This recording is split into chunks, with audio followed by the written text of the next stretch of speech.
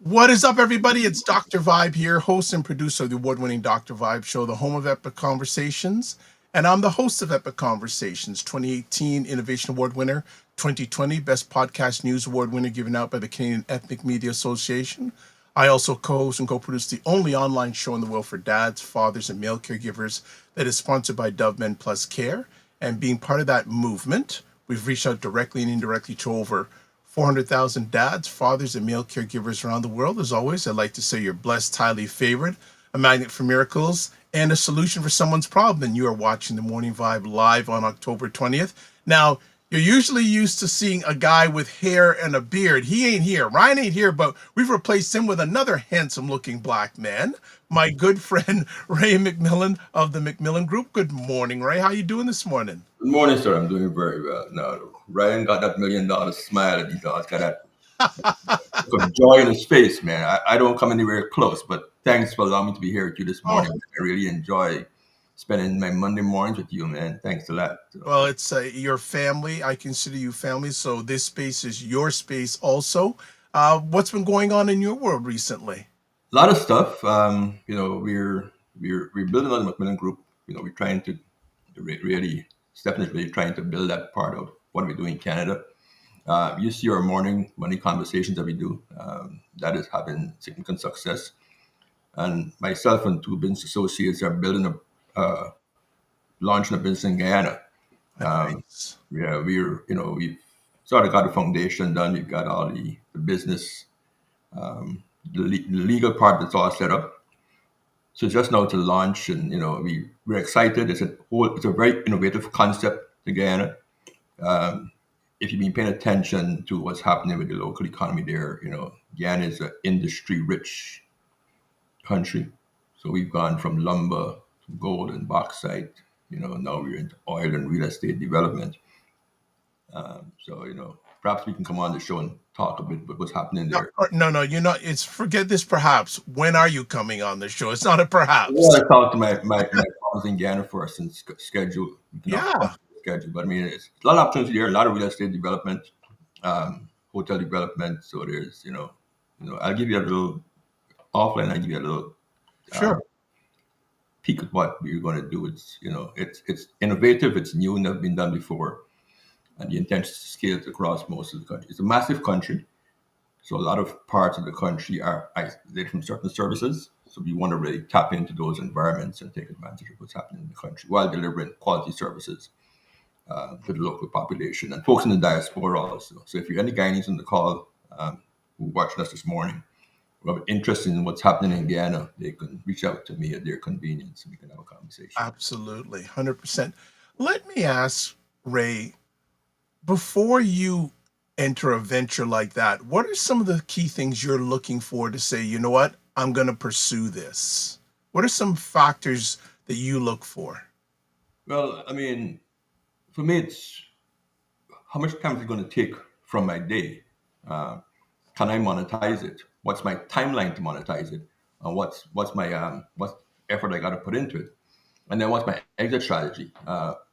Is it something I want to leave to the kids? Something I want to sell? Something I want to have my partners buy me out, get a dividend? I mean, I'm in my 60s, so a very I've got a rapidly decreasing timeline, right? I'm Mm, not 35 or 40 years old where I've got 20 years to play around with anybody in a business partnership. So for me, it's a 5-year game plan, right. right? So my what I look for might be very very different. What somebody in their 30s, like Stephen has a different timeline than I do. He's much younger than me, right? So for me, it's okay. Why am I doing this? Because I can spend my time relaxing, right?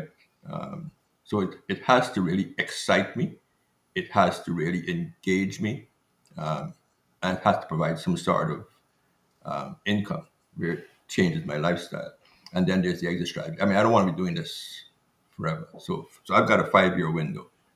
So I would build it, scale it, fine tune all the details, and then look at, okay, how do I get out of it and still make an income? So I want a dividend for the rest of my life. A Nice. dividend to go down to the kids. I don't want my dividend to stop when I die. So the structure is very important because it's not about me. Right?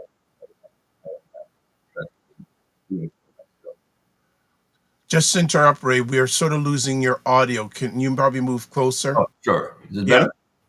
that's better. Okay, nice. Oh, yeah.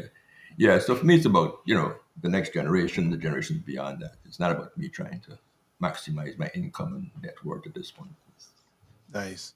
So before we started live, we caught up with each other, and Ray has gone high level in technology. He's no longer using a laptop, using a desktop, and man, as the Jefferson said, he's moving on up when it comes to technology. Using a desktop, it's got all the gadgets and gives even has its own built-in ring light and a whole camera, the whole bit. And I was asking Ray, his resolution is so clear. He's such a good-looking guy, so you need a good camera. Yeah. Handsome man, you need a good camera. And you're looking at Ray, it's a built-in camera that's Ray's using. I'm going, what? Because my experience is built-in cameras on laptops and desktops are not the greatest, so I'm impressed. Yeah, it was a spontaneous purchase. And I always tell people spontaneity requires preparation. If you aren't prepared in life, you can't make spontaneous purchases. So I got an email from one of these office supply stores here, and they had this beautiful computers and all in one at a very nice price. So I basically went online and 2 minutes ordered, jumped my car, pick it up, and that was it. You know what I mean? It's yeah, yeah. The laptop had served its purpose. It got tiresome, with the audio and the video. But I was actually in a call with on a meeting the other day on Zoom, and the mic just started to act up, and I'm like, I don't like wearing headphones either in my ears. I don't like how it looks. Right. Uh, I I find the those big headphones, they detract from the quality of the video and the conversation. It makes it look a little more like you're DJing in the club. No offense to anybody who does it, but I personally don't care for it. I would not put a pair of headphones in Yeah, earphones. I have I don't think I've man, I don't think I've ever if I've worn headphones on an online conversation less than 10 times. I don't even think I ever like it's less than 10 times and I've done thousands of conversations. No, the headphone thing, no, to me it's cumbersome and Yeah. it So just some people for me also, like I don't like stuff like I never wore earmuffs in Canada. Never worn earmuffs in Canada. I don't well, like stuff with my ear. well, Very uncomfortable. So Well, this is good. Well, and welcome Fitnance IQ Cam 9754. And interesting enough, on her show, she wear headphones all the time, which is interesting. But each has their own thing. Each has their own like and dislike. So it's very interesting to go on. for me, you want to have. We're creating content that's going to be around for we don't know how long. We are going back studying the Egyptians, and there's going to be somebody in the future studying us. You know what I mean? So we want to make sure when we show up in those archives that we look like we knew what we were doing. You know what I mean? So, hey, but if it works for some folks, that's fine with them. So what have you Yeah. been up to? What's going on? What's going on with me? Well, another morning. Well, it's a cloudy, drizzly time we've had a lot of rain, but I know people who are in the Toronto area, if you're watching this, there's a big game 7 with the Blue Jays and the Seattle Mariners tonight. And believe it, and I thought Ryan was going to show up today with his Blue Jays sweater on, no, but not today, obviously. That's been going on and working on some interesting opportunities. Well, actually, okay, actually, Fitnance Cam goes game 7. Yes, game 7. And good morning. The food plane is in the house. Good to see you always from NYC, New York. And Fitnance Oh, IQ Cam says, in New York.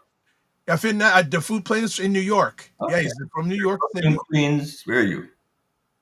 The food plane, Yeah, where in New York is he? he will tell you because he's always engaged.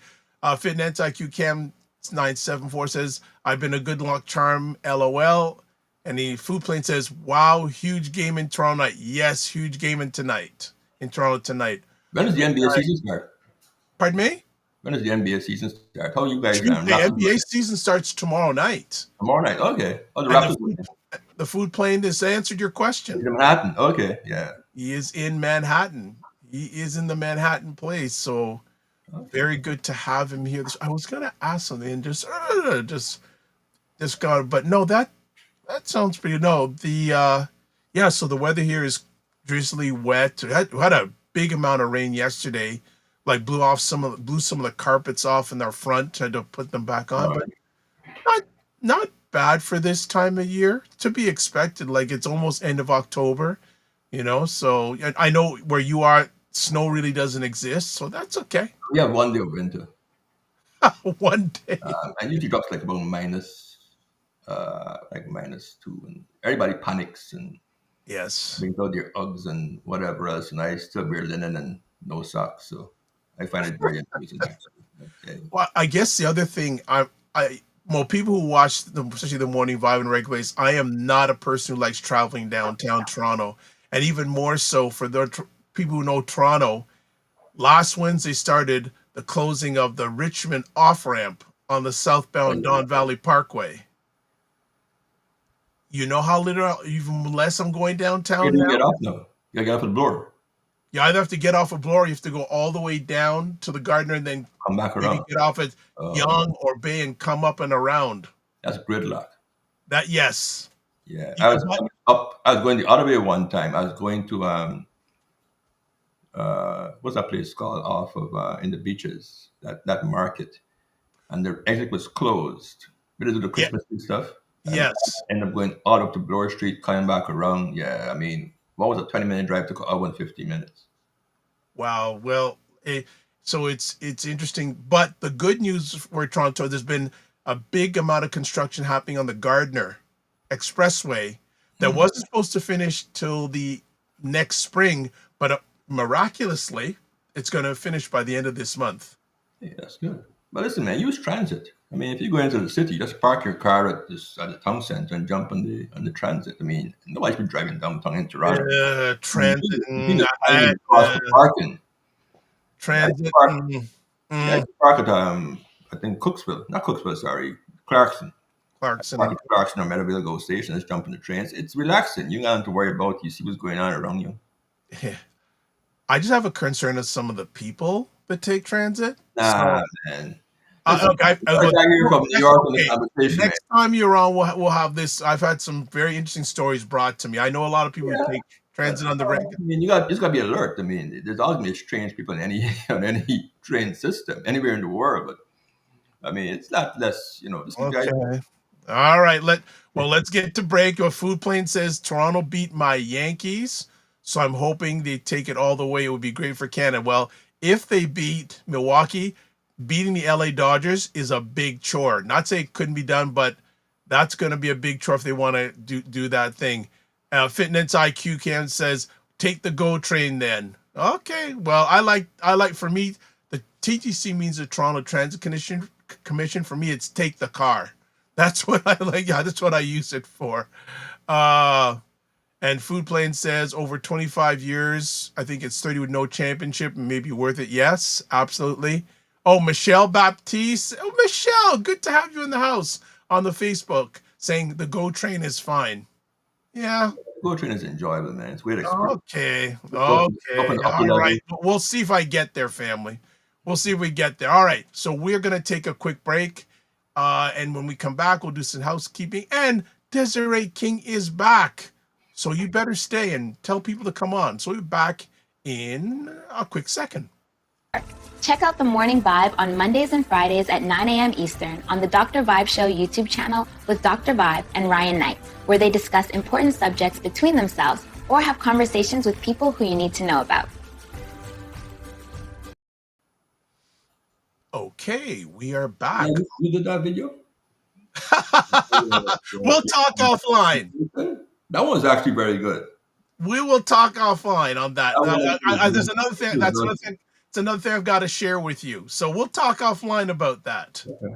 We're going to talk offline about that. All right. Oh man, there is. Okay. Hey. So Fitness IQ Cam says Kuya, and also says the food plane. Hey, I know her. If you do, that's going to be very interesting. I'll just leave it at that. All right. So let's get back to some housework. So as always, subscribe to the Dr. Vibe Show YouTube channel and hit the notification button.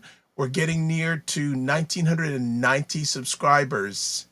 And I actually had someone over the weekend do a review of my YouTube channel, so I'm going to be implementing some new things on it to accelerate the growth. But if you have subscribed, great. If you haven't, if you're up to it, please subscribe. Also follow me on Facebook, LinkedIn, Instagram, TikTok, Blue Sky, and Substack.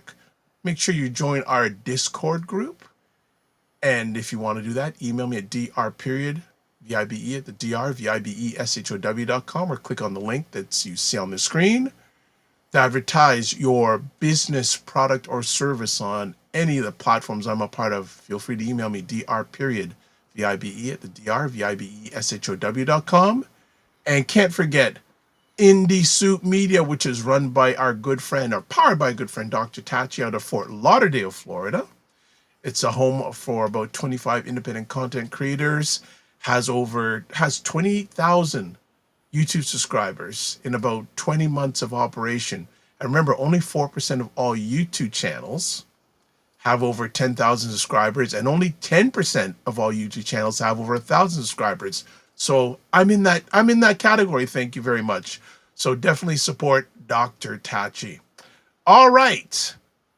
She is back. Desiree King has been dominating our platform in regards to Black elderly for the last few months, and she is back again with us today. We are looking forward to having her on. So if we're looking forward to having her on, let's have her on. There she is. Desiree King, what is up this morning?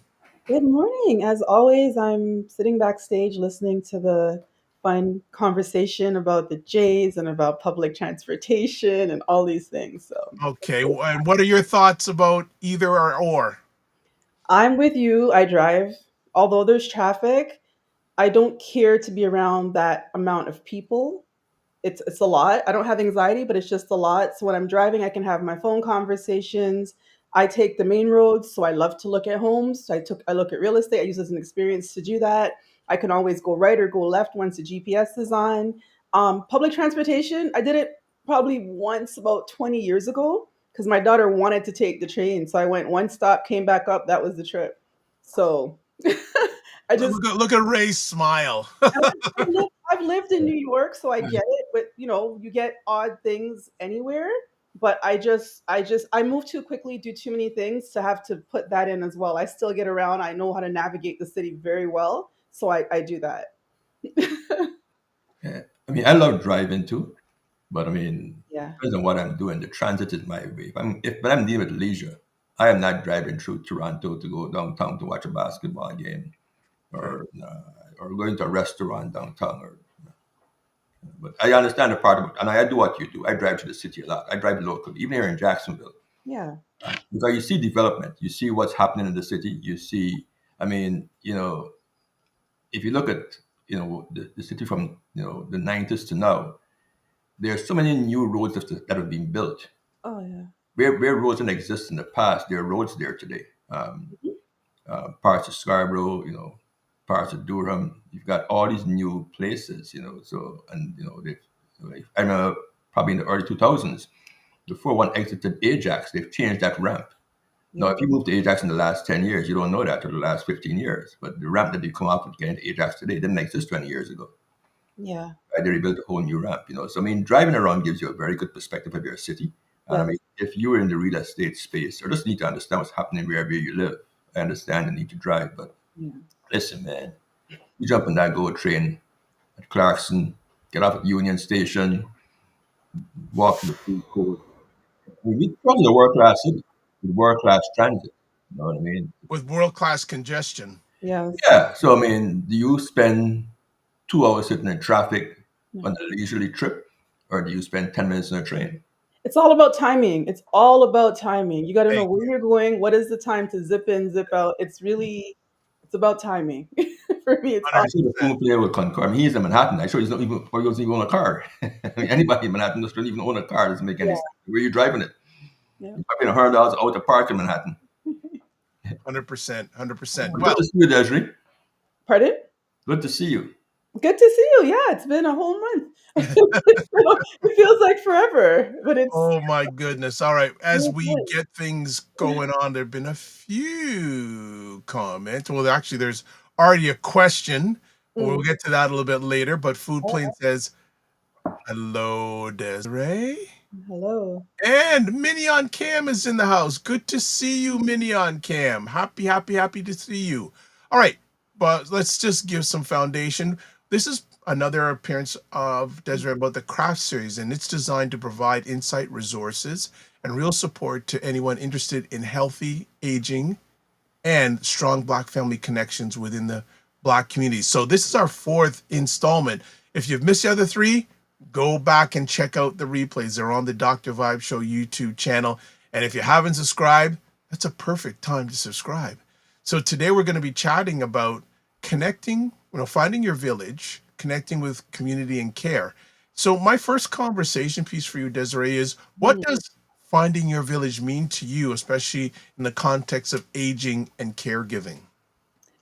Well, I was preparing this morning for this. I came across a word that I think most of us are familiar with. It's an African word, Ubuntu, and it means I am because we are. And I thought that was a great way to open up this conversation because it really does emphasize that a person's identity and well being are rooted in the community and relationships they have around them. So, yeah, in summary, that is really what it's around, finding your village, finding your support, finding people that you trust and that are vetted to help you as you navigate this journey. Ray, you can jump in anytime because I got a number of conversation pieces. Then you go ahead, Dr. Vibe. All right, then what is your thought, Desiree, on why community support is so crucial for Black families as they navigate aging and care? Right. I think it's important because it's something that it's a tradition. If we go back home, for me, it's in the Caribbean in Trinidad. I remember growing up with having those layers of support. So it could have been our great grandparents or our grandparents that were there that cared for us. And I grew up watching the community around me assist with the care of them as they got older. So it would start with maybe the neighbors know that, this neighbor probably can't cook as well. So they will help by contributing. And my grandmother did that by preparing food. Then it went on for me and my family personally, where my aunt, who's the oldest of seven siblings, actually moved back home to help my grandparents again navigate aging as they were getting older. And then I looked a lot at the church as well. I think that the church has always been a big part of the community care, probably more so. It happens here, but I think again more so as we go back home with them checking on people and maybe picking them up when they can no longer drive and taking them there or preparing meals and whatnot. So I think that is something that we've always, as I said, had in our community, whether it's, they say once a man, twice a child. So whether it's from a child, I remember back home, if you did something, it wasn't just your parents, it was the community that were taking part in steering you back on the straight path, for lack of a better word. And similarly, as we age, we need that same type of care. It's a little, albeit be a little bit different, but it's still necessary as well. Yeah. I have a question for you, Desiree. With most of the Black, well, Caribbean and African folks in Canada or in the Greater Toronto area being immigrants, and when I say immigrants, meaning very recent, within the last 50 years, Hmm. how do you build that community where many of us don't have large family structures and environments Yeah. locally? So, like, um, what are your recommendations or suggestions for navigating that isolation once you retire? Because for us, once you're working, you've got this great family connection with your coworkers. Yeah. Once you stop working, Hmm. then you find yourself isolated, for lack of a better word. Yep. That's a good question as well. I can speak of someone in my family who is my aunt, one of my aunts. When she retired, this is way back, she's in her 80s now, this was in her 50s. She back then did not see that there were any resources. So she's one of the co-founders of an organization called Peel Fountain of Wisdom, which is a resource that brings together mostly Trinidadian people, but she brought together her friends because she was Trini and they created an organization. So if you're at an age and stage in your life where you are retired or your parents are retired, but they still have that, I guess, organizational skill set, they still want to be active. If you don't have it, build it. You have your own community, you can build it yourself. Then there are organizations as well that have these things in place. Like I know Taibu, JCA has a lot, the A Supreme Foundation. Roots Community Services. So there are a lot more services now than there were then, I know, when she first started. And it's just really about having conversations. I think a lot of times there's a lot of pride as we age, and I've seen it in my own household. There's a lot of pride in saying what we're going through, what we need. And sometimes when you just open your mouth among your peers, you find out things that you didn't know. So it also starts with stepping back and realizing that you're not the only one going through this. Other people are going through it, and open up those doors to conversations, especially if you're looking for something community related as well. A lot more churches, again, I'll go back to the churches because it is a lot of the foundations as well. They are trying more now they do have seniors groups, and they're trying to bring in resources as well to have these discussions also. Yeah, yeah. The church is actually a great resource. I mean, there's a pastor who I'm connected to in Toronto. Both him and his wife are pastors, and their church does quite a lot within the senior community. I mean, they've got all sorts of team nights and that sort of stuff. Right. But yeah, so yeah. Yeah, definitely. Like I said, definitely the spiritual leaders. That's what they're there for, really. It's more than just pastoring on a Sunday, it's helping in your community with whatever the person may or may not need. And again, if you check ins, like for me, yeah, we live in a big city. For example, I think I'd mentioned before, my house was broken into, I think it's about 2 months ago.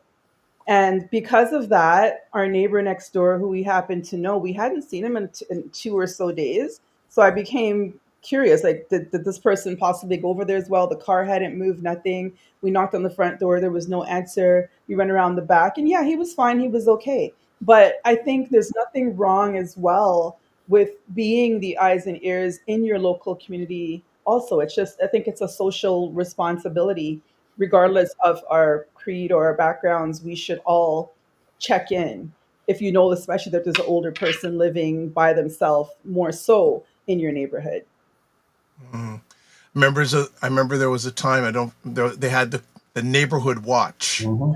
Yes. Remember that? Yep. The Yep. neighborhood watch. I wonder if Yep. those days, hopefully those days haven't totally gone away. It's called Next Door. There's an app right now called Next Door that Okay. I'm part of it. Like, it's a lot of community chatter and banter happens there. What's happening? People share their camera photos showing this person was walking around late last night. Like, everybody rats it out on Next Door.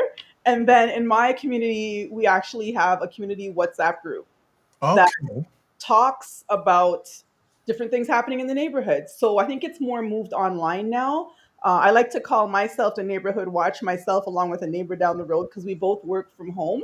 So we both have our times during the day when we're out there just, as we say in Trini Makoin, watching what's going on in the neighborhood, because we kind of know, what the flow is, what the normal, like, whose car is that? This car is not normally here, but that's because of the street we live on as well. But it's also taking that initiative as well to be aware of your neighborhood and identify when something strange is happening. Yeah, that's actually very good. Like where I am is the same thing. We got a Facebook group. Yeah. Yeah, I mean, you drive to the neighborhood over the speed limit, man. It's my yard. You take a picture of your car and your license plates, and they call you out, man. They put you on blast. You know what I mean? Yeah. Yeah, so that really helps. You know what I mean? So yeah. Yeah. I like that.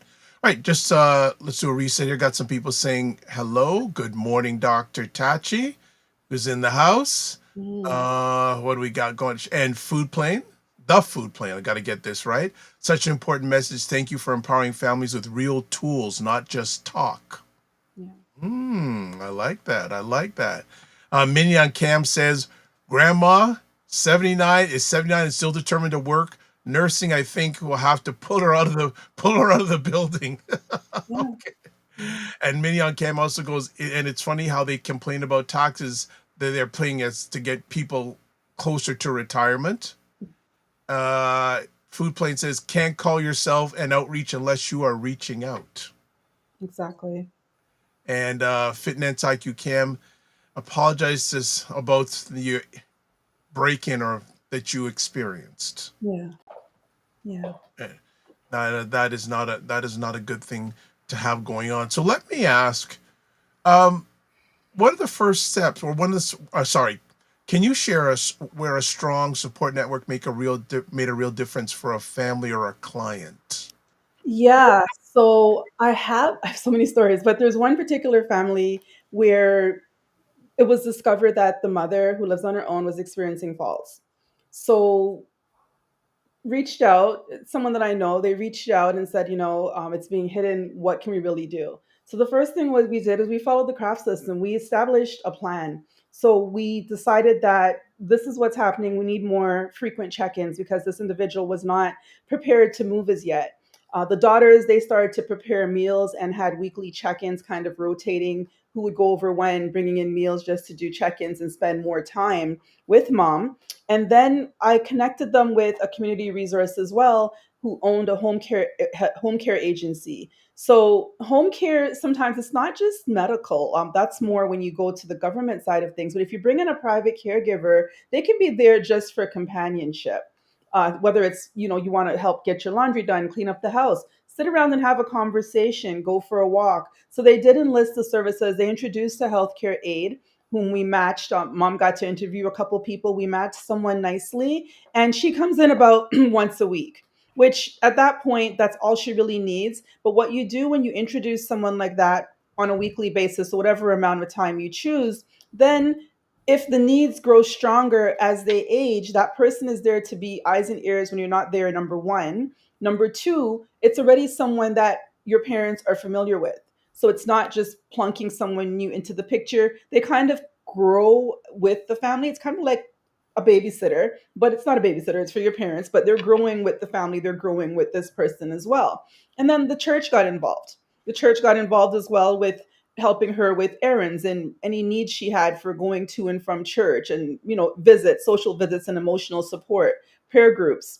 And then I offer it as well, part of my concierge services, to be there for her if suppose a light bulb goes out or the smoke alarm needs changing, and there's not always things that we can get to right away, but we offered that as well. And we brought her up to date with her phone, on how to use the phone to do Zoom calls and things like that. We give lessons on that. We can commute remotely. So we showed her how to use WhatsApp to make calls to her friends back in the Caribbean, how to, have Zoom calls when you still want to have calls with someone when it's a day, especially in the winter time. It's great to have these tools to still connect. And we found that with that, she realized that, people were there. It wasn't something to be embarrassed about. And there are helpful resources, but we also inserted people to be eyes and ears for. It's not about what you hear or what they say, it's about what you're also seeing in the home. For example, if she's resistant to using her walker normally, which she was, but we see her in the morning get up using it and the caregiver sees that, although she's not saying I'm feeling off, you're using the walker. So a lot of times when someone's older, they themselves can sense things are different, although they may not say it. So it's watching what actions they're taking as well to gauge where your conversation goes with it. Yeah, I quite like the fact with the Zoom and WhatsApp training. I mean, that's such a valuable tool for people who are living by themselves. Mhm. Think of their families all across the world, like is the case with most African and Caribbean immigrants. So yeah, I mean, being able to make a Zoom video call or learning how to share an image if there's something wrong in the home and that sort of stuff, or recording something is actually actually a very very valuable tool or training for our seniors. It is. And it's, what? I think a lot, it's one of the benefits I think that came out of when we were shut down during COVID is that older people became a lot more comfortable with it, Mhm. right? Like I've sat here watching my aunt who's in her 80s on a Zoom call, and they're talking about something as old school, and I'm going, you guys are on Zoom talking about something but it's cute. It's nice watching them embrace it and use it. And yeah, it's a way of staying connected. It's given us we have so many ways now of staying connected. I even tell my kid that, like, you guys talk about shutting down. You have texting, you have WhatsApp, you have Zoom, you have all these resources. So we actually do take the time. I actually do seminars on occasion as well. It's called BYOD, bring your own device. So we Mhm. encourage seniors to bring their own devices. They come in with their devices. They got the watch, the phone, the laptop, and the iPad, some of them. And they come with all their questions. And we Nice. have students who work and come in and they group in tables, and we help them with their devices, with their questions. We get them familiar with it. We've had seniors who come in who don't know that WhatsApp, you can have a language translator if Hmm. you speak a different language. So we really take that as one of our community outreach programs. Anyone has an organization they'd like that to, link me, and we can bring it to you as well. You mentioned a very valid point just now with the language. So Yes. the folks you work with your craft model, do you work with anybody from other communities, like the Spanish community? There's a very large South American Spanish community in Toronto, Mhm. Central America. So does your company encompass people who speak other languages? At the moment, right now, I have not really come across anyone who needed that exclusively. And the reason why is usually it's the adult child who's reaching out. So if there is Okay. a language barrier, they would circumvent that. But directly, I would say no. However, that is something that with growth, it is something we would hope to offer as well as the need arises. Because we're in Toronto, there's so many different, You've got language needs. the Punjabi community, you've got a lot of Southeast Asians, you've got Filipinos, you've got Exactly, exactly. So for me, it's really speaking to the kids who a lot of them are the same generation like me. They've grown up here. We've gone to school together, kind of thing. So we're able to communicate that way. But yeah, Okay. that's Just good. want to do a reset here and forgot to say earlier, if we love people to call in. So if you're up to it, go to your favorite browser, put in the web address callme.rode.com. Then first thing you need to do is put in this code FSPL8L. And people say, well, there's already a code there. You can type over it. Don't worry. And then when you get to your next screen, you put in your name, make sure your echo cancellation is turned off, and then you'll see a green tile there. Click on it, join the conversation.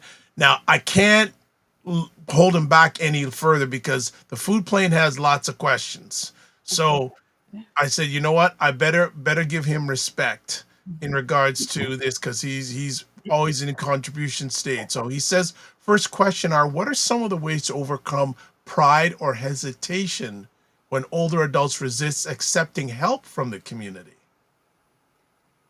Okay, you got to reframe health as a strength. Getting help as a strength, not a weakness. It's okay to say you need help. It's not saying that you're no longer valuable, but asking for help takes a lot more strength than staying quiet. And honestly, it prevents you. Most people want to stay at home. Let's just put that on the table. Most older adults want to stay in their house. Getting help is what enables you to do that. Not getting help can seriously change that whole trajectory. And that's the best way to put it. Like if I have to put it like for the most common reason is that getting help will help you have the life that you want to live as you age and help you maintain that independence and help you maintain having choices.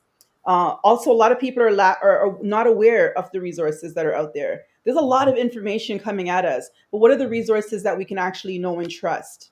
So, if we have like I said, the home care lady who I work with, who owns the home care agency, she is of Caribbean descent. She's a trusted resource for me who you can now look at and say, okay, she's connected as well. So it's building those interconnected community resources where you're able to say, reach out to this person. And we all have different touch points. I always tell people this in my network. Like I am in real estate, I have a concierge service. Ray's in mortgages. Someone else may do insurance. Any one of us who is a touch point for these people are part of their resources. So opening your mouth and communicating again is essential because although you may say me as Desiree the realtor and you make a mention of what's happening, I'm actually connected to other resources or to able to guide you to someone who you would be comfortable with to help filter you through whatever the situation is that you're going through.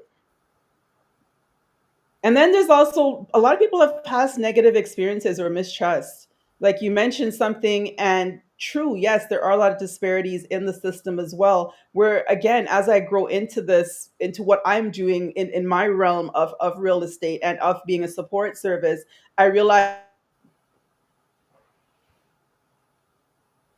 a space as opposed to someone who does not look like them. There's a lot of familiarity in having someone that looks like you. So again, I encourage people as well as we're out here all in our own spaces to take a step up and be known. Don't be secret. I call it secret agents in real estate. Don't be secret resources. If you this is what you do, make it public and don't worry about the numbers. A lot of times the biggest thing for me is you do these posts say on social media and you don't see a gazillion likes or a gazillion thumbs. It does not mean someone is not watching. People are watching. So just continue putting the information out there, continue attending networking functions so that when someone does come to you, you are able to be a resource. If you come to me and I don't know something, I can make one phone call and find out what that resource is. And then the last point I would say is family conflicts. A lot of times there are family conflicts on who does what, and that is something that really, I don't even know how you resolve it because a lot of that is therapy that goes way back to other previous things that have nothing to do with the situation. But it's honestly a matter of keeping the priority what the priority is, and committing to being able to play a part, whether it's a small part or a large part, and committing to that part. So at least everyone knows what roles they play. You may have the primary person who checks in and updates the family. You may have a WhatsApp group like we have. We had two at one point running, one for my mother-in-law, one for her twin sister, two separate people, two separate groups where we discuss. So even when you're going through it, you can catch up on the notes and whatnot. That would be, yeah, that would probably be the most one is create like a WhatsApp group for everyone to communicate, but get on the same page. Everyone's got to get on the same page. Someone's got to take the lead and be willing to fill in where you can. We're all busy. Then there's logistics as well. So usually the person who takes the lead should be within the city. We're closest to the person. And if they're not, then that's where probably reaching out to a service or a home care company, a concierge company, whatever it may be, someone hire someone to be the eyes and ears for you when you're not able to be there. Wow. Thanks, Desiree. Thorough answer from head to toe. I love it. I love it. I love it. So just to do a reset, another reset. If you want to get a hold of when she has time, I don't know where she makes time for all this stuff anymore. But Desiree, there's her website. There's her on Instagram, Facebook, email, etc., etc. Ray, anything you want to add? Because we always have more questions from the audience. But anything you want to jump in with at the present time? I've got a suggestion for you, Dr. White. See those numbers in that you have to call those letters, that FSPL8L? I suggest you put that in your license plate as a personalized plate. And then on it, you put a Dr. Vibe show. You got to build your brand, Dr. Vibe. You know me, I'm out to build my brand. You know, your brand is you, right? You're muted. I'm not hearing you. Your audio is not there, Dr. Vibe. What's going on? It's a good idea, but the brand is better, Dr. Vibe, than the Gotta do something. Okay. That Okay. place always said McMillan, you know, back of my car. Always Okay. said McMillan. All So right. it does two things. You always gotta be a good person because you can't hide. You always gotta be a good person, man. True. True. Yeah. All right. Got another question from the food plane. So as I told you, when food plane goes in, he goes in, he goes, how does your craft system help families navigate emotional dynamics, That's a not good question. just logistics? That's a very good question. So once we realize that there is a need for more emotional support, I am not a specialist at navigating that. I'm not a social worker. So I would be able to connect you with the appropriate resource who can delve deeper and navigate that. That is an area where I can sense it based on the conversation, based on the tensions that are happening. And that is where I would sense it and make a recommendation that they seek additional support. Traditionally, I know with the older generation, mentioning uh, a therapist of any kind might be like a taboo thing. It might say, you know, it might signal to them that you're saying that they're not too right in the head or nothing. It's not saying that. That's just the best way I can put it. It's saying that you need someone to be a mediator to navigate that support. So I would definitely introduce them to someone who would be able to help them. Again, it's all about fact finding and discovery. And you don't sometimes know you need the additional support until someone else points it out and identifies it. And that person would come in as a professional and be able to help navigate. It's kind of like when you're dealing with someone who's hoarding. It's not just about getting rid of the stuff.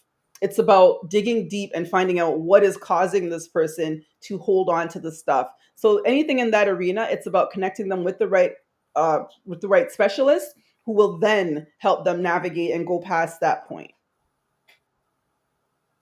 Very, very true. Yeah, that's a difficult one because that's certainly outside your realm and expertise. It is. It is. I mean, you can, like I said, you can sense it, you can pick up on it, and then it's a side conversation saying, here's another resource that I recommend. Here's someone that I recommend you do it with, and let them take over from there and help them through that part of it. Good stuff. Then, what are some of the first steps people can take to start building their own village of support?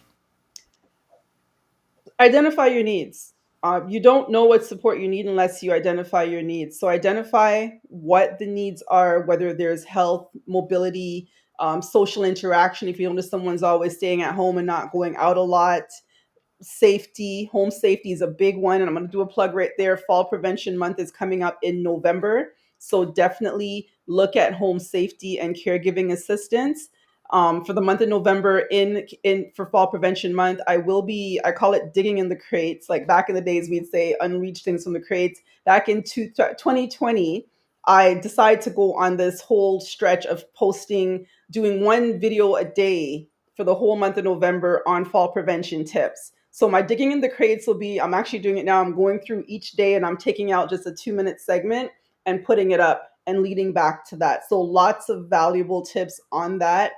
A lot of what we're talking about, I believe, circles around home safety. Most things circle around a fall, circle around, and when I say home safety, that involves mobility, it involves health, it involves all these things we're speaking about. So identify where the support is needed, reach out to family and friends. Sometimes you do have friends as well who are able to help. It's not just about the family, the immediate family. It's looking at which friends are able to be a resource to help as well if you need more people to help chip in. And then connect with trusted professionals. And those are the professionals that you, again, through conversation with anyone that you trust that is a professional, have that conversation with them, and hopefully they've built the same mantra like I have with my business, where they're able to be a connector and connect you to the person who can take you further in that conversation, help you further resolve that challenge. And then communication, as I said before, have a communication plan. How are we communicating within the family on what is happening? Easiest one is a WhatsApp group. Put everyone in there, have the communication. And if you have one wayward person who does not use WhatsApp, then you may have to check up on them outside of that. But like, have a WhatsApp group and keep communication open. And remember that whatever plans you make in the very beginning, it changes. Plans change each day, each second, each minute. Your plans can change. So always be willing to make that change and adjust and adapt as necessary, and be aware of what to do when the what ifs happen. I always tell people that you may seem fine right now, but what if ABC were to happen? Then what would you do? It's a good idea to have an idea of what you would do if a what if happened. What if a fall happened? What if you suddenly went sick? These are all questions you've got to ask yourself. Although they're difficult, it's good to be prepared to deal with those situations when they happen. So a lot of what we excuse me, a lot of what we've talked about so far is about people who have limitations and Yes. their age with limitations. How do you deal with folks who age in without limitations? We've got folks in their 80s who still play tennis, or who run every day, or who are very, very active. You know what I mean? Yes. So what kind of social community do you have for the individual who is in their 80s, but they're running their 5 miles every morning, they're playing tennis twice a week, they go to the wine club, that kind of stuff. Like, what do we do for those? 'Cause those people also find themselves as outliers, and they usually find themselves is not if everybody's aging, you know, too fast, and I'm aging slower. How do I find my community now as an It's 85-year male?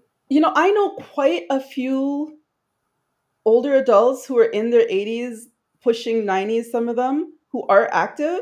Mhm. And as part of them being active, they have their organizations. One of them, Trinidad and Tobago Association, she's the president right now. She's like 84. She's the active president. She's still doing her flag race. And she went with us to KES, to a FET. So let's not take it, because when they're active, they are active. They already have their things that they like to do and they're doing it. They're taking their cruises, they're taking their trips. The resources that I may help with is finding if they want to move, for example, now say Yeah. from Yeah. their house, Okay. Yeah. right, Hmm. into a condo, I would not recommend going into a condo that is filled with every age demographic and all kind of things going on in the building. I'd find somewhere that probably is more age appropriate. So it's finding things like that. But I think when it comes to the social aspect, they're out there doing it, and that's what's keeping them in the healthy state that they're in. I know ones that go line dancing. There's Caribbean line dancing, apparently. There's all these different things that they actually educate me on what's out there for active seniors. I know CARP, Canadian Association for Retired People, that's another organization that offers a lot of different events and things. The city of Mississauga has different events. There's lots of different events for active seniors. And like I said, part of the reason why they're active is because they're aware of these events and they're doing them. I don't know of any that are active that are really just not doing anything. And I would dare challenge that if you know someone who was active and seems to not being as active, that is time for a family conversation to go in and find out what's happening. If you notice someone who's been going, and suddenly they're not as inclined to, there's room for discussion as to what's happening. Because, Oh, again, as I said in the beginning, they may be detecting a change or something is happening. They may have had a slip. One slip can change the whole trajectory on that activity. So then it's time for intervention. I think that would be a definite sign. okay. All right. Minion Camp says, not every organization is the right fit. That is the filtering process. Yes. I know this is maybe out of your realm, but she also says, what about younger people with chronic illnesses? What supports are available for them? That is the hardest part to navigate, I'm finding. I don't know if you know any of navigating any of that at all. I know you specifically looking at elders, but do you have any thoughts on that? A lot of it overlaps. So I know when it comes to home care, those that support seniors in home care are also qualified to support younger people with chronic illnesses on that level of it. But as far as other support, I'm really not skilled in that arena. So I can, but I'm sure if someone really posted the question to me again, I'm able to reach out to others in my network and find out what would be a good fit. It's just not my immediate area on a platform like this of specialty to answer that question. Then how can someone overcome feelings of isolation or hesitation to Hmm. reach out for help? Hmm. I think again, it's for me, if I went in and someone's more isolated, it would be again to identify what things did they enjoy doing while they were more active. Some people have, if you've always been a person who goes to work, comes home, watches TV, then that's probably what you're going to continue doing as you wind down. So, what are their patterns? What do they enjoy doing? Sometimes, again, a big suggestion would be just having a caregiver come over a couple hours a week just to sit there and listen to them talk or watch the show with them and engage. Like these little things, I think, help break that by introducing that person almost like a friend, a buddy system, encouraging their friends, who people who are friends with them who are more active, to invite them out.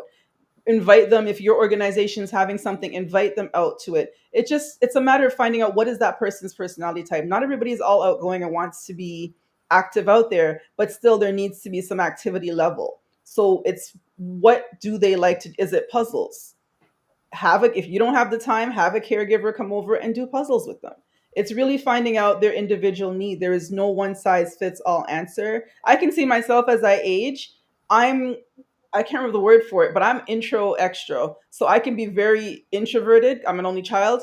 I can be extroverted because I have to be when I'm networking, when I'm talking, when I'm doing these things, when I'm at events. But trust me, when I'm done, my social battery is wiped. I want to be by myself. Leave me alone. So it's finding out that personality type and adjusting to what that person needs. Not always do we think that because we know, it's what the person needs.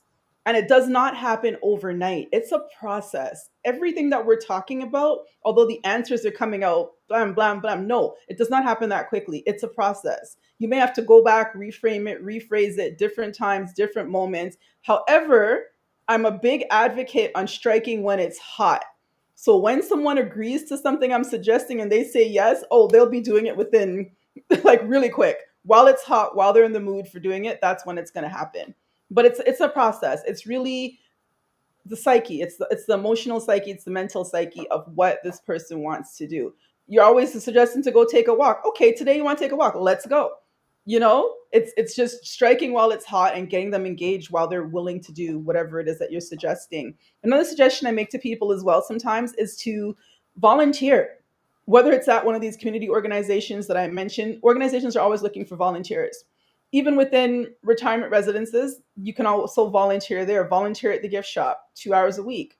Volunteer when you go to the hospital. You see a lot of older adults, they're volunteering to give directions and that type of thing. So there's always some different way to be involved, but it's finding, like I said in the beginning, what more closely connects to that person's character throughout as they go along. Like I love to organize. I'm pretty sure when I get older, I will be organizing something, so it's matching up what they love and finding the right thing for them to do.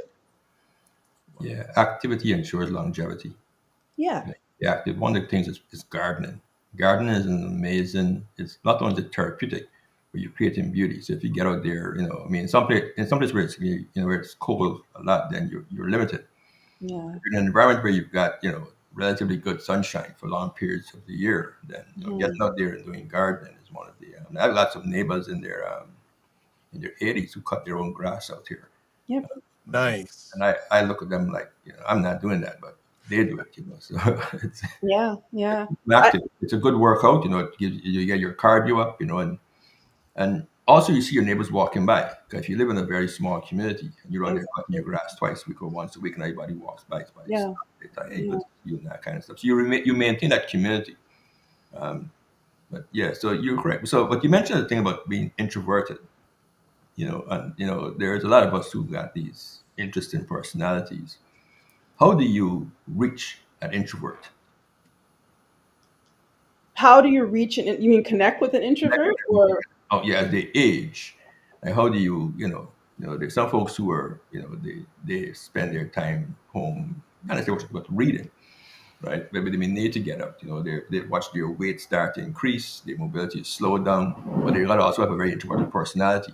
So how do you get that person to come out of that comfort zone and put them in this uncomfortable social environment because it will benefit their longevity of their life and their health? Yeah. Again, for me, whenever I've had that situation, I always revert back to introducing a companion who is not family. And I say not family because family, they're comfortable with you. They may give the snapbacks to the other person as well, but at least it's somebody else who's outside the dynamics. I'll give you a story. Like my mother-in-law, for example, we always wanted her to walk when she was alive. Still, always said, "Go for a walk, go for a walk." So we had a caregiver. We were right here in the house, had a caregiver. Although we were in the house, see, we had a caregiver come in to spend time with her, and so she would always be saying, "Do you want to go for a walk? You want to go for a walk?" And my mother-in-law was very sassy, so and she was very introverted, just loved watching TV and whatnot. The kind of person you're describing. And one day she responded to her and said, "Are you looking for something to do? Well, you don't just have a seat right here and watch TV with me." She still gave her that sassiness, but it was more of like a playful banter between them where she would sometimes get her to make a move. So again, it's not there is no one-time quick fix for that. But what I would suggest is introduce somebody new into the scenario that can probably get better results, who does not have the fear of them being, you grew up with this person, so this is mommy or this is auntie. They don't have that fear of growing up as a child, and not say they have the respect for them, but they don't have that relationship with them that was built out of being a young person now growing into it. I would say definitely introduce a caregiver and let that person, usually when you go into these situations, when you bring in a caregiver, they would do a survey of likes with the family, likes, dislikes, meals, if they like to cook. Everybody has something that they enjoy doing that brings back that spark. Even those with dementia, they still have something, whether it's music, listening to music. There's so many things. Everybody has a spark. It's finding what that spark is that will bring out the spark back in that person. I have two clients who I moved, both in their 80s. The wife has a high case of dementia, highly advanced, and the husband, speaking of planting, he had a master's or something in plants. in that, and the house was gorgeous, lots and lots and lots of plants. So when we moved them out of the home, his wife, although she has this memory cognitive issues, we moved it to the new place. All she knew was that her plants were not there because the house was filled with plants. We still brought about a good 20, and she still looks at him and says, "No, that's not all of them." So you see, her connection is Wow. with the plants, Mhm. right? So we brought more over, but still, it's not enough. She's still like, "Where's my beautiful house? Where's my plants?" That is what her thing was. So for her, what we did as part of the downsizing process, because we weren't able to bring them all, I told him, let's collect all the photos you have of all these different plants and pictures of the yard. So when she goes into that phase, we go through the album and we show it to her, and that triggers her happiness and gets her speaking. So it's a process. It's really a process of really understanding the person that you're dealing with. And for me, a lot of my clients, it can be from 5 6 years ago, I still speak with them, and I still keep a journal of everything that we discussed and their likes and dislikes. Whenever we reconnect, I'm not forgetting, or the last conversation we had, I remember what it is that was said, and I tap into that. And if they say, oh yes, this would be nice, okay, well, how about if I find you this or that? It's really about constant conversation and getting people comfortable, getting them comfortable with you being there not to take something. You're really here to be a friend and to give something back to them as well. That, that's good. That's good stuff. All right, we're going to take a really quick break so Mhm. Desiree can slow down. And I mean a really quick break. We will be right back on the Morning Vibe. Yeah. Hey, beautiful people. I'm Tiana. And I'm Marcus. You are watching The With Morning Dr. Vibe Vibe and and Ryan Ryan Knight. Knight. Keep it locked right here. The best way to start your day. All right, we are back on the Morning Vibe. We're hanging out with Desiree King and continuing, and Ray McMillan, continuing the craft series. Got some people who have jumped in, so just want to shout them out. Harris Marketing, what is up, Mr. Harris?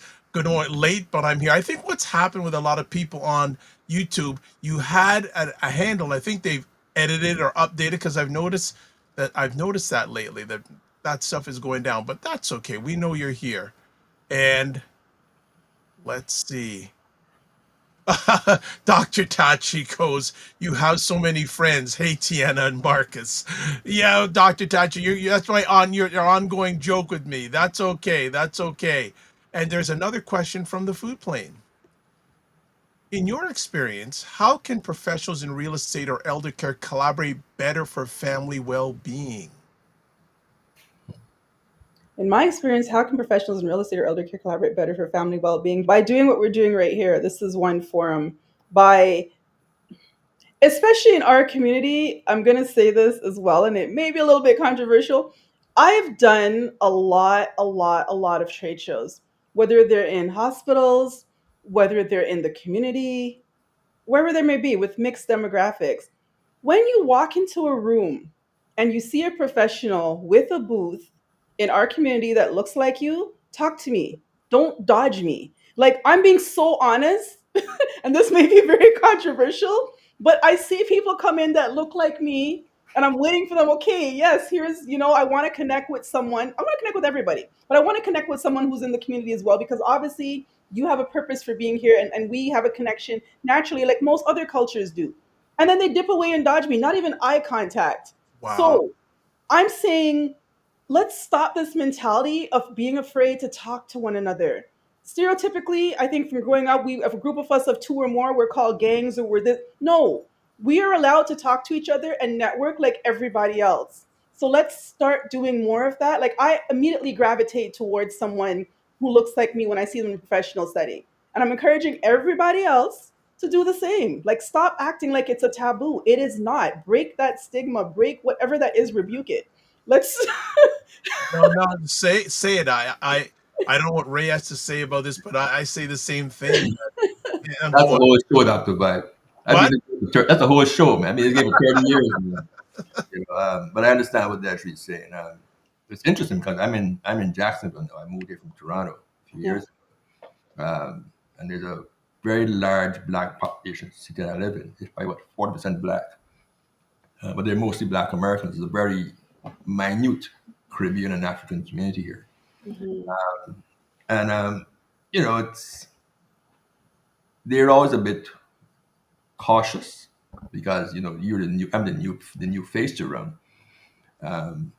But my accent is engagement because I have this interesting accent. They can't place. I don't sound Black American. I don't sound Southern, for example. So that allows them to open up and with a bit of curiosity. Where are you from? I hear an accent. The first thing you always say is Jamaican. That's usually their go to place. But I said no, I've got a Caribbean accent. But you're right. I mean, to answer the food plate thing, the food plates question, the collaboration is very very important because all of these services are intertwined. I mean, what Desiree does with her concierge service, I mean, you're in a very very good place. You've got both the concierge service, you've got a background in healthcare, and then you're also a licensed realtor. So you've got a wealth and breadth of experience and knowledge. But the collaboration is what will allow us to better serve our community. You know, working with lawyers. Like I remember because I started out in this mortgage business so long, but a lot of my clients, elderly, they're in their 70s. And we get calls about wills and estate planning more than we get about refinancing and mortgages today.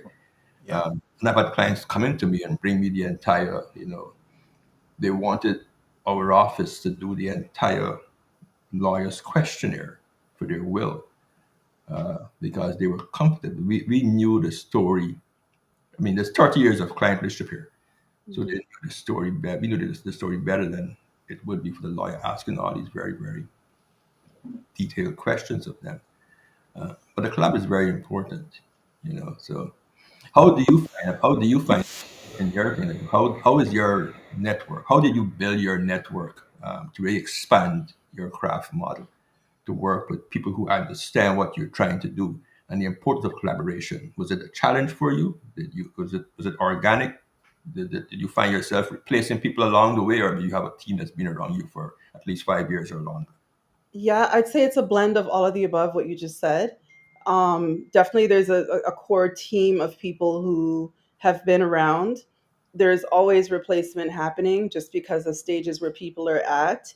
And a lot of it for me, like especially I'd say in the retirement realm, the retirement community realm, it was actually going out, visiting each place, and coming from contribution, not asking, give me this or give me that. It's coming from contribution, having questions, finding the gap where I can fit in.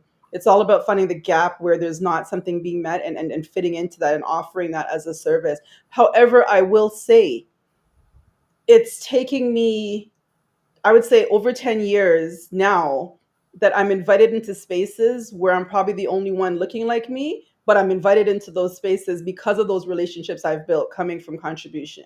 So it wasn't easy.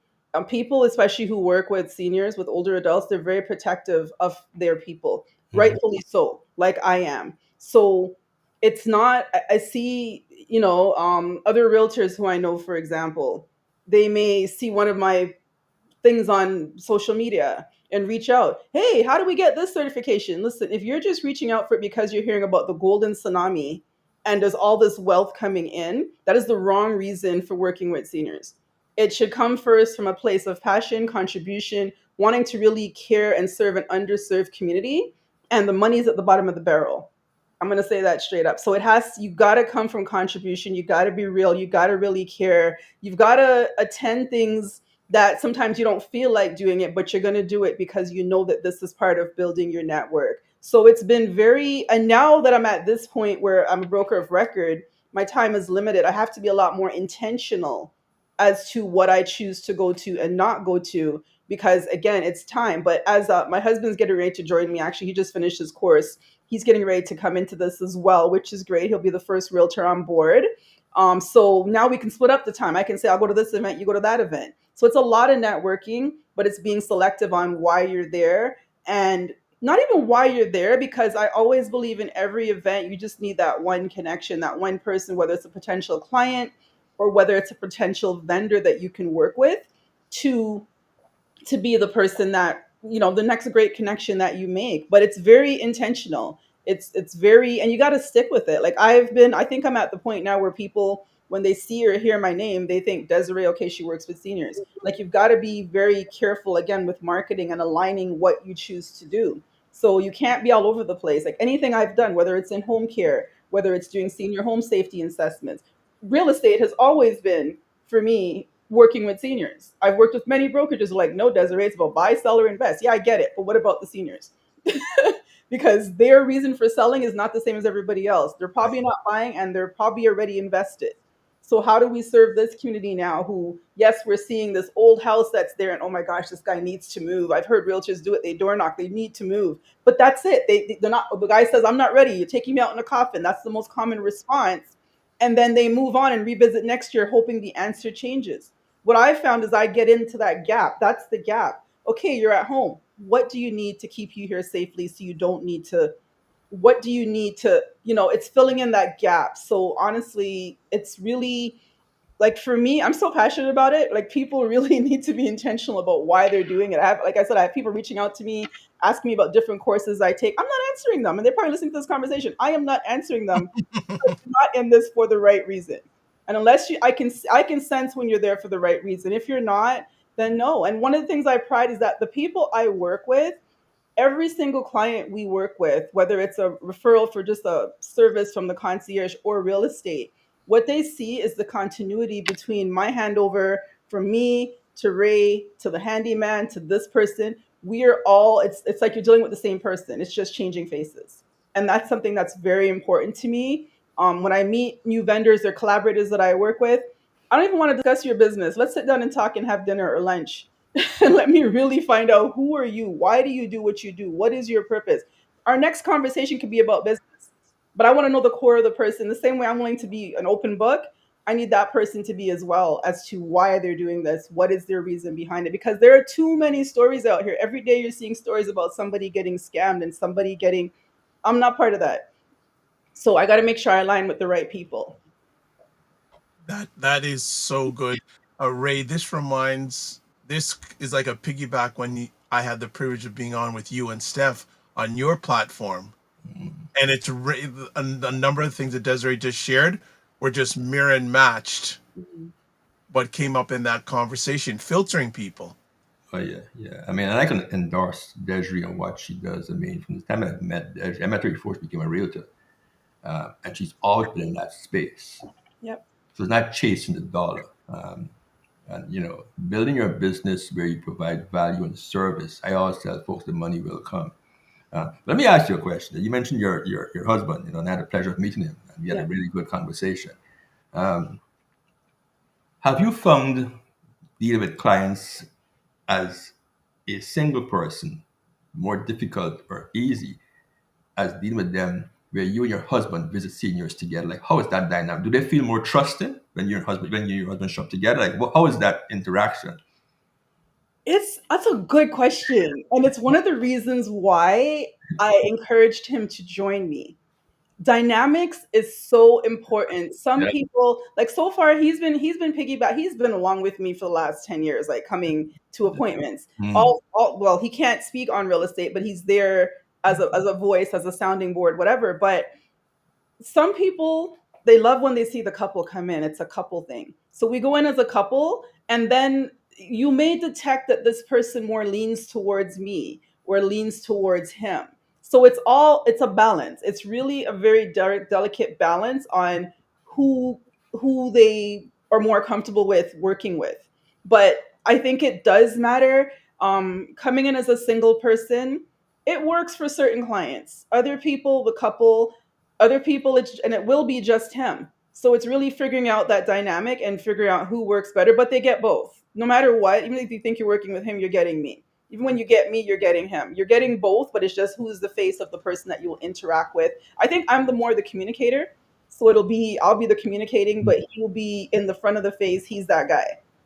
So it's a balance. It's definitely a careful balance, but I think it's going to work miraculously. Like I said, he's the first one coming on, and then my goal is from beginning of January to carefully again filter through agents and hand select ones that I would like to join this team.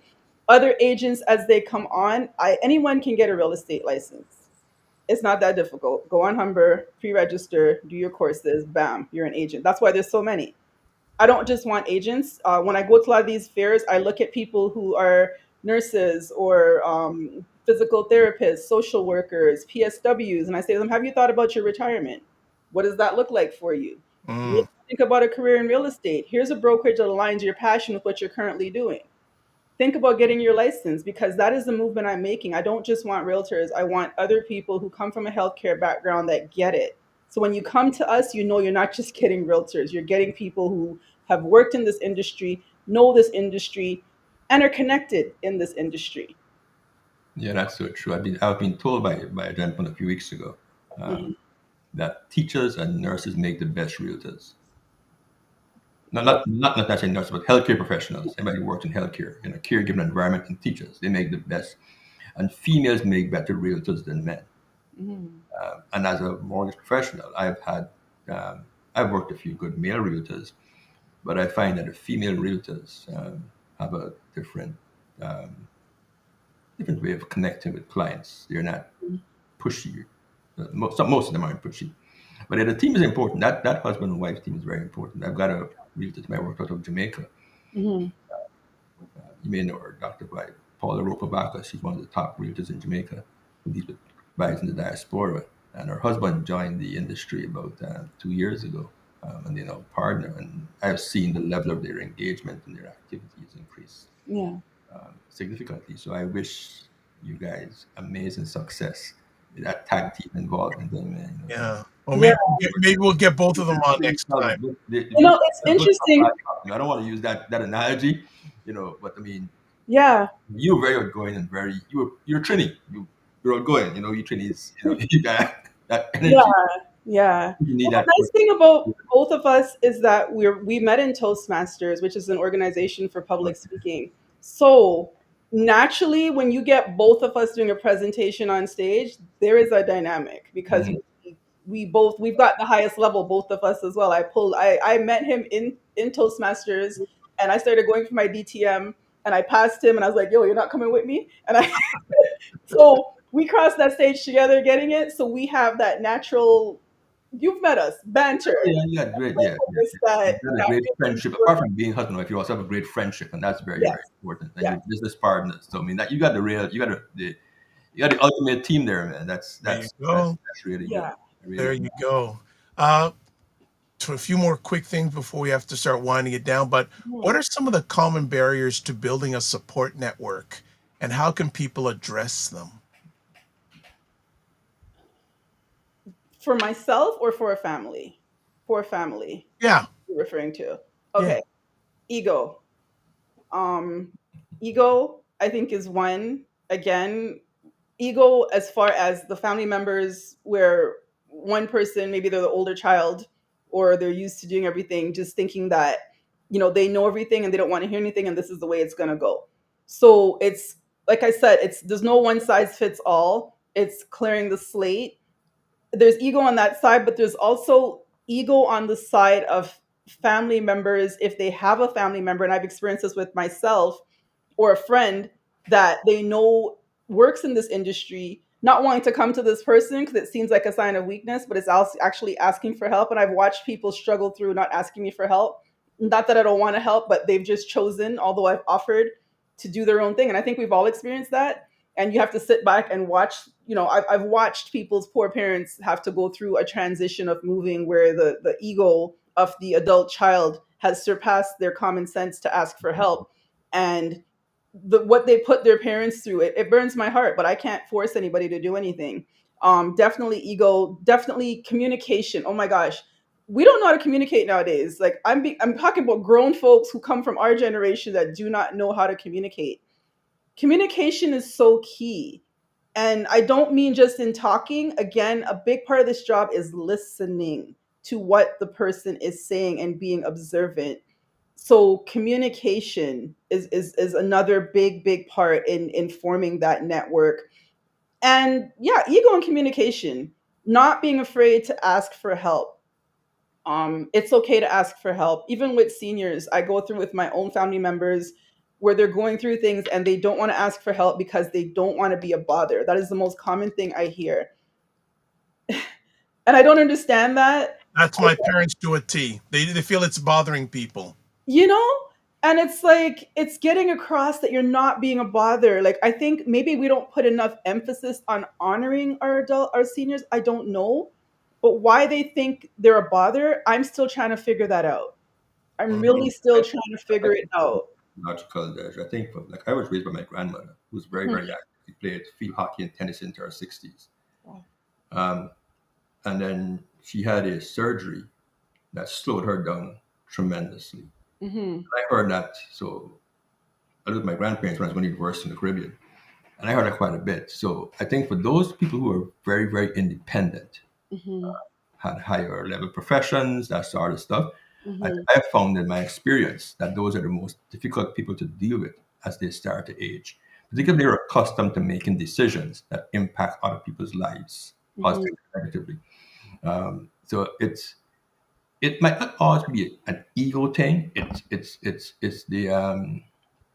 It's I use the word power very carefully.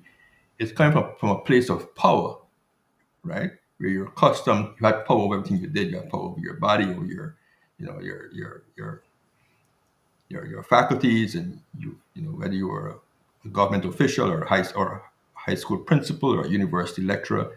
Then you come to this place where you're now losing, that ability. Is very, very hard to ask for help. If I have permission to interrupt, there's been a firestorm of comments on this subject just really quick. So Fitness IQ Cam says human nature. Yeah, Mignon Cam says it comes back in reserve. They taught their kids the same thing back. Food Plane says yes, true. Humans don't know how to communicate anymore. We can't even disagree agreeably. We don't know how to hear other's point of view without name calling. Uh, Fitnance goes feeling like a bother, which you mentioned. And Mignon Camp says they set up a practice of not asking for help and they wonder why their kids do the same thing. yeah. We've been taught to be independent, and if you Okay, go to a Caribbean background, okay, Ray, if I have your permission up, it's interesting. African heritage is not one of independence. yeah. But I mean, it goes way back. It goes way Yes, back to, remember, we are not, and I say this without wanting to speak. We are not African. right, We were relocated forcefully, and we were socialized very differently from those who lived on the continent. Who live on the continent, correct. it's not the same thing. Our community is different, right? Um, and then what happened to many of us? If you look at migration to England and North America, we started to go back to the mother country in the 50s and 60s, which is the United Kingdom, from the Caribbean, Trinidad, Barbados, Jamaica, and Guyana, and then more recently to Canada and the US. So we've always had this very fractured family structure. Yes. I'm pretty sure all of us in this call have got family back in the Caribbean. Like, my mother lives in Grenada. Mm-hmm. My sister lives in Birmingham, England. My other sister lives in Guyana. So we've got all. So it's very difficult for us as we start to age to have that real community. So a lot of times our community comes from people we develop friendships with over the period of time, and that's why what Desiree is so important. So we have this very, very fractured environment. So yes, I mean, or you go back to pre-slavery days, we had these very, very strong communities in Africa. But then it didn't. People were sold off plantations in the Caribbean. You'd Yep, have people got married and had children, yep. and they would take the child and send to another plantation, and that we can't ignore that part of our history, right? I know we have no different conversation today, but I mean, a lot of what we deal with today as Black families comes from that. And then when you get into, in more recent times, in the 60s, when you had rural families in the Caribbean, in Jamaica and Guyana, I can speak of with some authority. If you've got a child who is bright, you know that word they use in the Caribbean, Desiree, bright, this child bright, Right. Yep. the parents would send that child now at 9 or 8 years old down to the city, whether it's Kingston or Georgetown, to go to one of the better schools for better Hey. opportunity so they could help their family. So we got a whole bunch of stuff as Caribbean people we can talk about Oh that yeah. ties into what the whole Asian process is. Yeah. That is a lot more than just pride and ego. It's a lot more than that.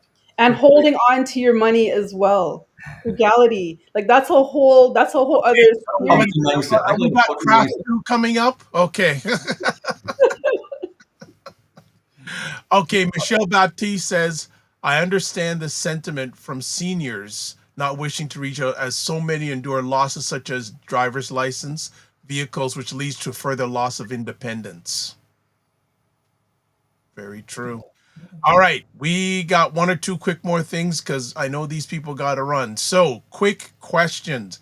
You know what? Let me do this one. Uh, okay, let's do this one and then a fun one. Food Plane says to Desiree, if you give yourself one piece of advice about preparing for the future, community-wise, what would it be? Wow. If I can give my younger self one piece of advice for planning for the future community wise, what would it be? Um, for me in particular, I don't think I could give my younger self. I would give the future coming up to, for me, my passion started from like 8 years old. You know Right. what I mean? Volunteering in the hospital, working with seniors. So I think when I look back at my path, it was one that was carefully, even without realizing it, drawing me to where I am now. So I would just say when it comes to community, like for the young people growing up, if you see that there's something that you enjoy within the community, start planting yourself, whether it's not always about getting a paycheck. Sometimes just volunteer within these places to grow and nurture yourself. Surround yourself by going to all of these different type of events. Start your own organization. I'm a big advocate of young people starting their own organizations and learn to communicate. Like communication again is a lost art. To be able to stand up in front of a crowd, to be able to sit here on this platform, to be able to do a lot of the things I do, it stems back to being able to communicate effectively. So immerse yourself in building your communication skills, which I did. Delve into your passions, which I've done. But I would just give that same advice, what I've done to them, and then take it to a whole other level. I would probably go back and start a community organization from when I was younger. Now, speaking about that one little piece, I would have done that from when I was younger, but I was starting businesses. So I would definitely put in the community piece and start something nonprofit from when I was younger that I may even do that now and see it flourish into whatever it could be when I get into this older age. Okay. Uh, so Food Plane says, "Got it. I hear you." and and Fitness IQ Cam responding to Michelle's to go, "That's fair, Michelle. However, safety first over independence." That's it right there. That Right. is it. You know what? That is it right there. I tell that every day. It's like you're worried about bothering me, but your safety is at risk, which will put you in in a more or less independent situation. You know, it would suck to have a fall and suddenly things happen, you become bedridden and you're able to look around, but you can no longer get up. You know, sometimes you've really got to talk about the reality of not investing in that stair lift in your home since you want to stay home.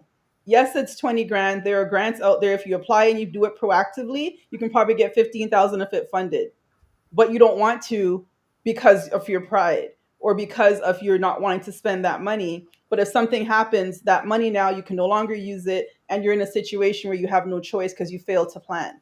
So it's really, I get it. You know, we come from a place of a lot of them where you come from home where you probably didn't have as much, so you hold on or you don't want to be a bother. You become more of a bother. You're not a bother now. It's a bother when you're totally dependent and we need to bring in all these care things. Now we got to worry ourselves and do all these things and put all these things together. So if people are offering you help, accept it. There's nothing wrong in accepting it. I look at people who no longer drive. I would love to be chauffeured all day. I'm sorry. I look at it as that. Look, you have driven all your life back and forth to work, especially in the Especially in winter. Toronto I traffic. want the opportunity of being chauffeured. That's how I phrase it. You're not losing your independence. You're being chauffeured. What do people who really are affluent and whatever do? They have a chauffeur. You now have a chauffeur. You don't have to worry about gas. You don't have to worry about ice on the road. None of that. So it's all about rephrasing it. And I make a lot of my conversations. It seems humorous, but I make it into. They smile when I say it because they see the other side of it as opposed to the downside of it. It's flipping things into the positive. I'd Nice. love to have a chef, someone prepare all my meals. What do you mean? Like it's a house cleaner. Sure, I have one already, but sure, like it's these are we're allowed to spoil ourselves. Look at it as spoiling yourself in your older age. You've worked so hard. Now enjoy your money and spoil yourself with the things that will keep you safe, independent, and give you a peace of mind. Okay. I think we got to start wrapping up because Desiree is ramping up. Nisha, settle her down, but I love it. I love it. Oh, Food Plane goes, yes, wow. Also, he's Mignon Cam says they fear going into a home, but they don't want to have people in their home. That's a whole other conversation. Okay. And Food Plane says this is a little bit like life insurance and a conversation people are uncomfortable with. Yeah. And he also says, however, the conversation must be had. Mignon Cam says driving Miss Daisy. And also Food Plane goes perspective. Yeah. It's still the comments are still flying in. Yeah. Oh, and the Food Plane goes, she was just getting started. No, she got, just got okay. So what we're gonna do, we'll end up Food Plane's on fire. He did have a good question for you. What's your favorite Trinidadian dish?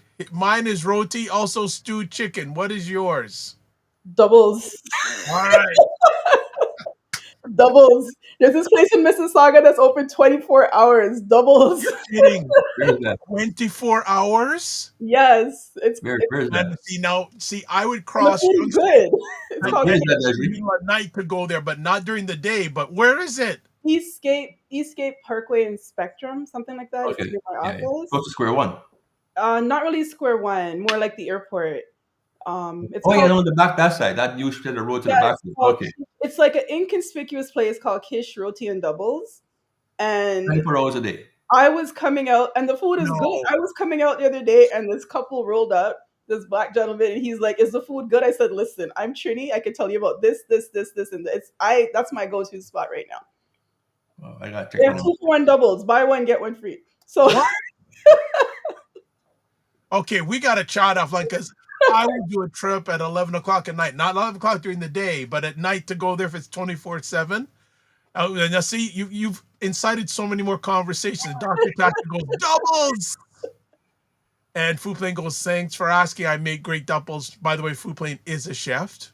okay, And maybe I I can like the food 24 thing. hours and they have food. Yes. Dr. Tachi says, this was a magnificent conversation. Thank you all. Food Plane goes, Tarmid chutney with Benny. now you're trying to get people hungry. Trying? Trying? It's I have a done. question for the food plane, Dr. Vibe. Does he have Huh? a restaurant in New York? Pardon me? I have a question for the food plane. Does he have a restaurant in New York City? Did I go to New I York? don't think he has a restaurant. I think he's an independent. Okay, but he can answer in the chat. You know he'll answer in the chat. But as we start winding it I down. need to know. 'Cause I do a lot of stuff in New York City. Like I'm there very often. This guy looks like he knows his food. So I'd love to connect with him. Okay, we'll make that happen. I'm sure he'll put. He's. You I gotta think bring him in the conversation. Let's have offline about that. a masculine conversation. Not no offense to you, Dash, but have a bring some of the guests on to the Of a show. session, of an offline session. Yeah. All right. Okay. Well, Desiree, as always, thank you for giving the most important thing, your time for us. We love having you on. Obviously, the family loves having you on too, elder wise and doubles wise. And if you want to get a hold of her, there are all the contact information there. And it's also in the comment section in all the replay places you've watched this. Also, can't forget our good friend, Mr. Ray McMillan. You can get a hold of him. Website, Facebook, Instagram is there. Can't forget my man, Ryan Knight. He's made it simple now. RyanOneilKnight.com. And that's Knight with a KN, not an N, by the way. If you want to get a hold of me, again, one place, taplink.cc/The Dr. Vibe Show. And then finally, you can watch replays of this epic conversation on the Dr. Vibe Show on YouTube, Facebook, LinkedIn, also the Afro Caribbean Business Network on YouTube, and also Ryan Oneil Knight on YouTube. And I think we have one more comment before we. Oh, there we go. So he's answering you here, Ray. I was a chef at several restaurants in New England and then did my own catering for mayors and celebrities. Okay. I'm a celebrity, so I can be one of them. There we go. Or maybe when Ray comes, you can prepare something special for him, Food Plane. And But Food thanks a Plane. lot, Dr. Vibe. I had fun this morning, man. I mean, Well, it's great people. Great people. And Much needed great, conversation. We need great to- conversation. Good job, Desiree. All right. We are very much. finally done in a good way. So as always, live your life as a dream. If you can dream it, you can make it. Sometimes you have to get small to get stronger. Block assumptions Aim bigger, aim better, aim higher, aim wider. Love, faith, and respect.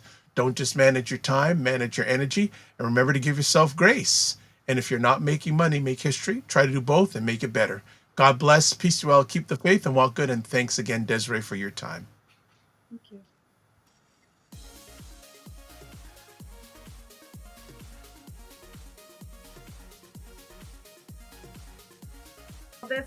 This whole thing of using your business with plant-based products, don't you think your life should reflect that too? Juke him, Carolyn. Juke him. The family loves us here because they're saying Fitness IQ Can says put a wig on to get in. God. Oh my God. Like the ideas are just coming fast and furious here this morning. What? Okay, look at this. Global Women Ambassador. Good morning. Look forward. Okay.